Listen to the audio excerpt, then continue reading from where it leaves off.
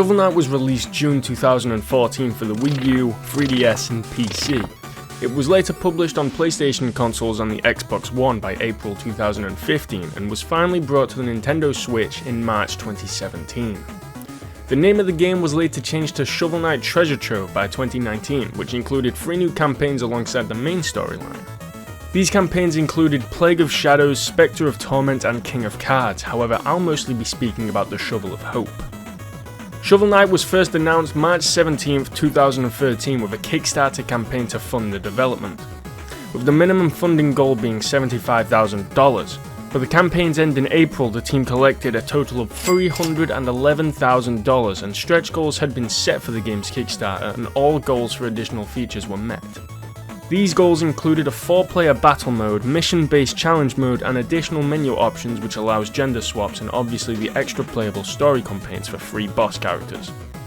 Shovel Knight features a chiptune soundtrack in the style of older video games from the NES era, and the soundtrack was made by Jake Kaufman.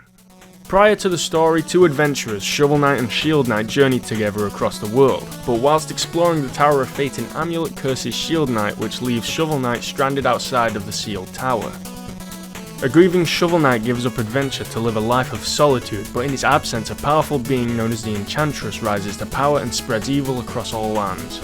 You see where this is going? Upon hearing that the Enchantress unsealed the tower, Shovel Knight begins his journey to reunite with Shield Knight. In order to do this he must fight the members of the Order of No Quarter who can be found in their own individual level, which leads up to a boss fight, and these levels are found on this game's world map. The most notable of enemies we fight is Black Knight, the rival of our main protagonist, and after being defeated a fair few times he reveals to us that the big bad lady is actually Shovel Knight's long lost partner, Shield Knight.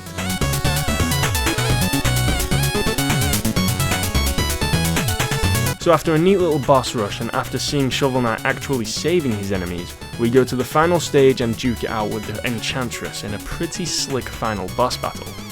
And once this has been completed, we are granted an extremely wholesome ending.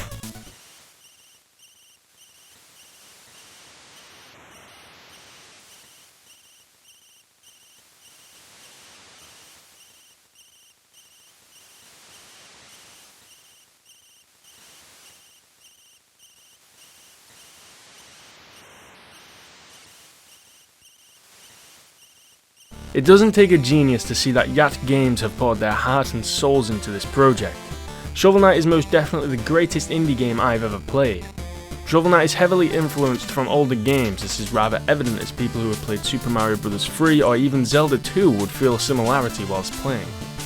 The world map is its own thing, but the events that take place on it are very reminiscent of that in Mario 3, with enemies appearing on the board and after dying or completing a level, they will shuffle location. The village in Shovel Knight Treasure Trove is like the villages seen in Zelda 2. Shovel Knight having these features in the game is far from coincidental, and the inclusion of all these callbacks were for people like me, the ones who grew up playing and still playing these games. The one major issue I have with this game is the items. Whilst being incredibly unique, pleasantly designed and overall being good power-ups, I can't say you'll ever be needing to use them. The main items I used during my gameplay in Shovel Knight was the Flare Wand, Propeller Dagger, Phase Locket and mostly the Fishing Rod. Do you want to hear the rest of the items? No? Well, I'm going to tell you anyway. There's the Flare Wand, Phase Locket, Dust Knuckles, Throwing Anchor, Alchemy Coin, Mobile Gear, Warhorn, Propeller Dagger, Fishing Rod, Chaos Sphere and 2 Truthful Chalices. The relics are actually so useless to the point where you can beat the game without them.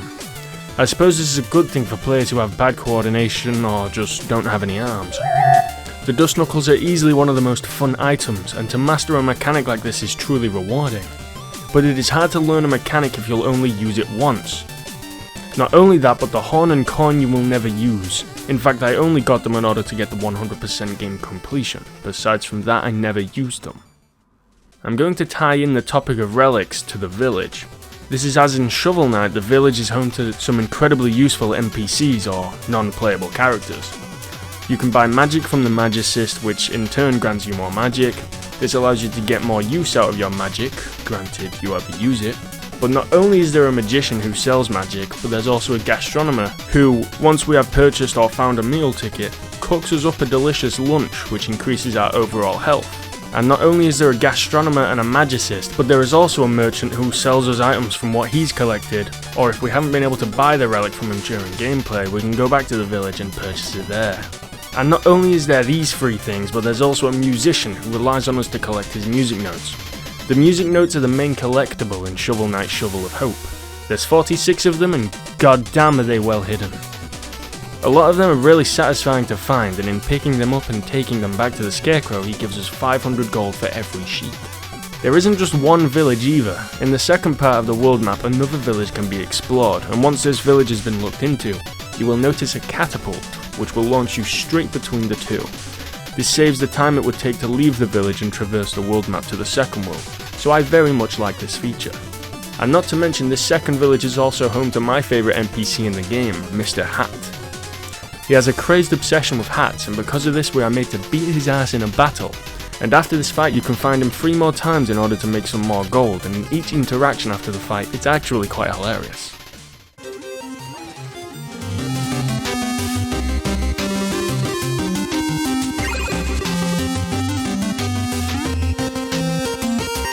The level system in Shovel Knight is quite a bit like Mega Man. What I mean by this is that the levels are fun and challenging, followed by a little boss fight at the end. And of course, just like in Mega Man, it just works perfectly. The level design here is fantastic, the environments are incredible, the enemy variety is brilliant, and finally the bosses at the end of each segment are all very enjoyable. I honestly had fun against every single one of them, even when it came to the boss rush near the end of the game. Each boss in Shovel Knight has a health bar, different attack pattern, and the environment at which the battle takes place also affects how the fight goes down. For example, Polar Knight can dig up the floor in order to show spikes, just to raise the adrenaline just that little bit more. Now during boss fights are where certain relics are most effective, even though you could still argue that the shovel is still the best combat item to use, as there is far less delay and it isn't limited. Shovel Knight is riddled with Easter eggs. What you're seeing here is actually a huge list of the many codes that there are, and this isn't even all of them. The area that you'd find the most secrets, however, isn't even in the game. It's on the character select screen. Here you can name your profile, and the game has numerous cheat codes that can be entered from this point. Most of them are starting the game with certain items, but there are also simple but very amusing text swaps. The Hall of Champions is an area with a lot of Easter eggs in Shovel Knight. And this is because the area is home to one of the key objectives which, to complete, forces you to explore the whole mansion. It's impossible not to notice the pictures in the background, and inside the portraits are actually people who donated high cash amounts during the time of the Kickstarter. The Hall of Champions is not just home to a bunch of portraits hidden with donators, but it's actually also home to a secret encounter depending on which version you are playing. This is unbelievably interesting. For PlayStation players, you encounter one of my favourite video game characters ever, Kratos.